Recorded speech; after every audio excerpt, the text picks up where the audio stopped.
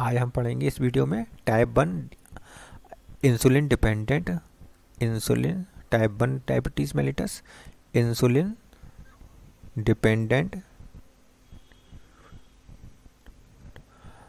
Diabetes mellitus. आज की जो वीडियो है पिछली वीडियो के नेक्स्ट है। पिछली वीडियो में हमने डायबिटीज़ मेलिटस के बारे में पढ़ा था और वो कितने प्रकार की होती है, टाइप 1 और टाइप 2। अब टाइप 1 के बारे में डिटेल पढ़ेंगे, थोड़ा ज़्यादा अधिक पढ़ेंगे इसके बारे में। टाइप 1 जो होती है उसको हम कहते हैं insulin dependent diabetes mellitus, IDDM कहते हैं। ये ऑटो इम्यून डिसीज़ है, अर्थात ऑटो इम्यून डिसीज़ का मतलब होता है बॉडी के अंदर एंटीबॉडी बन जाते हैं। ये एंटीबॉडी अपने ही बीटा सेल्स को नहीं पहचान पाते हैं और उनको डिस्ट्रॉय कर देते हैं, उनको एंटीजन समझकर डिस्ट्रॉय कर देते हैं। इसको हम कहते हैं ऑटो इम्यून डिसऑर्डर। ये जेनेटिक भी हो सकती है, हेरिडिटरी या जेनेटिक भी होती है, जेनेटिक डिसीज़ भी है, माता पिता से भी ये बच्चों में आ जाती है।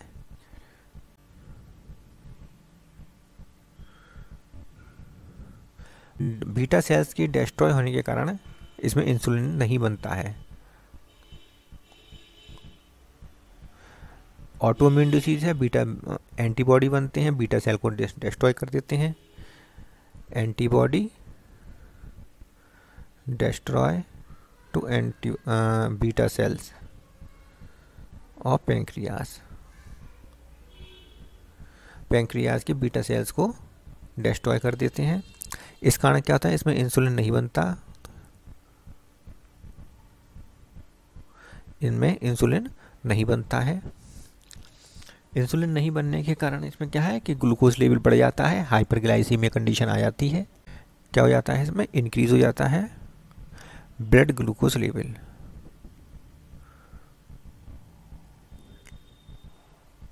ब्लड ग्लूकोज लेवल बढ़ जाता है और ब्लड ग्लूकोज लेवल बढ़ने से इस कंडीशन को हम क्या कहते हैं,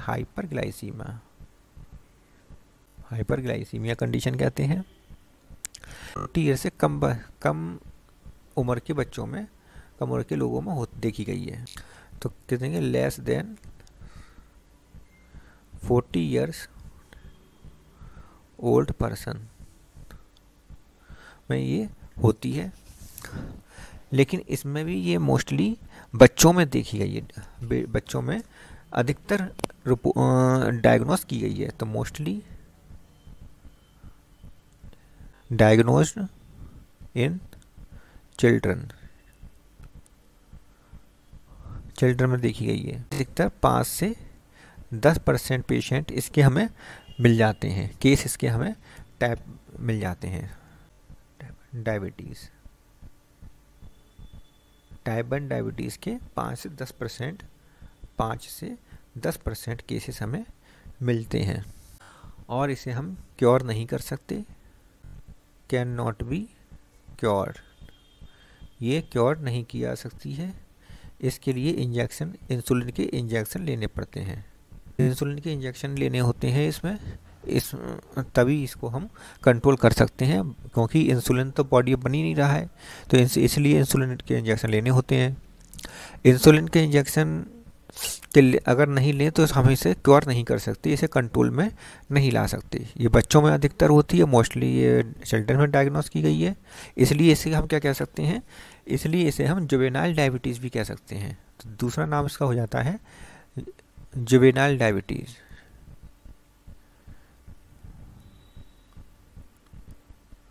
इसे जुवेनाइल डिसऑर्डर भी कह सकते हैं, जुवेनाइल डायबिटीज़ या जुवेनाइल डिसऑर्डर भी हम इसे कह सकते हैं, क्योंकि ये केवल बच्चों में होता है, बच्चों में अधिकतर होता है और ये 40 साल की उम्र से पहले भी देखा जाता है।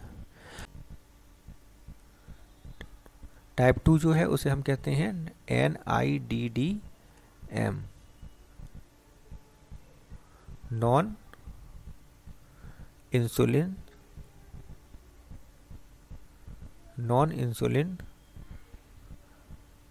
Dependent diabetes mellitus. ठीक है, तो ये है टाइप 2। टाइप 2 में क्या होता है, अब टाइप 2 में देख लेते हैं।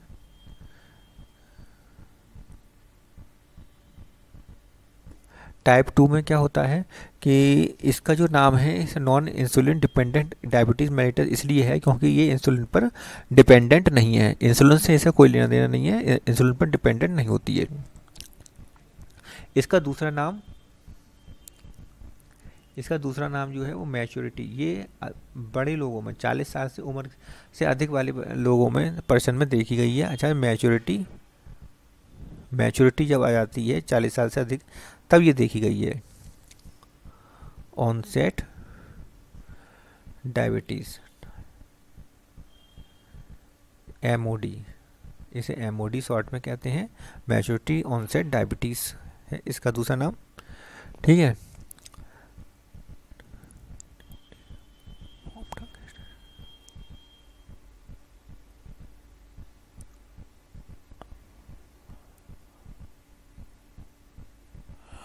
इसमें क्या होता है कि beta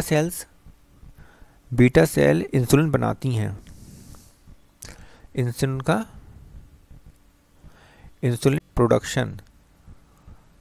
production by B cells, but कि इनके जो रिसेप्टर्स हैं, हेपेटोसाइट्स पे जो रिसेप्टर हैं वो एबनॉर्मल हो जाते हैं। ठीक है, but beta cell receptors on hepatocyte become abnormal या इंसुलिन रेजिस्टेंट हो जाती हैं, या कैसे हो जाते हैं, और इंसुलिन रेजिस्टेंट, या हम कह सकते हैं इंसुलिन रेजिस्टेंट, या तो एबनॉर्मल हो जाएंगे या फिर इंसुलिन रेजिस्टेंट हो जाएंगे, जिस कारण क्या है हेपेटोसाइट के बीटा सेल रिसेप्टर पर इंसुलिन बाइंड नहीं कर पाती है। ठीक है, बाइंड नहीं कर पाएगी। होता कहाँ पर है ये, 40 ईयर्स से अधिक के जो पर्सन होते हैं उनके अंदर इसे देखा गया है। तो एडल्टहुड या हम कह सकते हैं more than 40 year old person में ये देखी गई है, ज़्यादा नोटिस की गई है। और क्यों होती है ये, लाइफस्टाइल या डाइट चेंज, ये हम कह सकते हैं lifestyle change, diet pattern change हो जाए या फिर डाइट पैटर्न या लाइफस्टाइल चेंज, तब क्या होगा, तब डायबिटीज सेकंड मेटाबॉलिज्म होगी। या फिर ओबेसिटी में भी ये डायबिटीज सेकंड हो जाती है। इसको हम क्योर कर सकते हैं, क्योरेबल है, क्योर कर सकते हैं बाई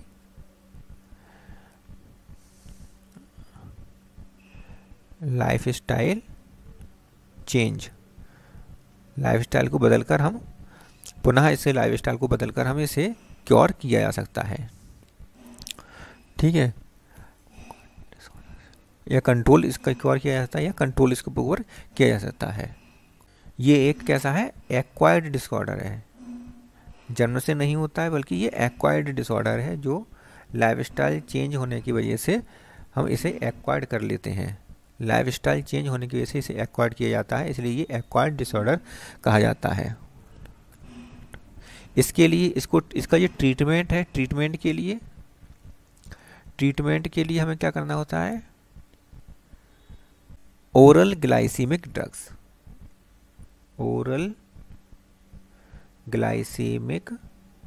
ड्रग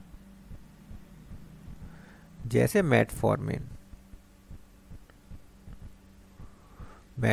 जैसी दवाइयाँ ओरल ग्लाइसेमिक ड्रग होती हैं, ये हमें लेनी होती हैं।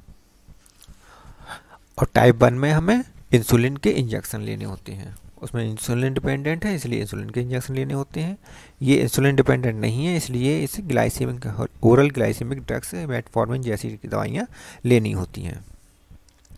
ठीक है, आज की अगर इन्फॉर्मेशन आपको वैल्यूएबल लगी हो तो आप इसको वीडियो को लाइक करें, शेयर करें अपने साथियों के साथ और चैनल को सब्सक्राइब करें।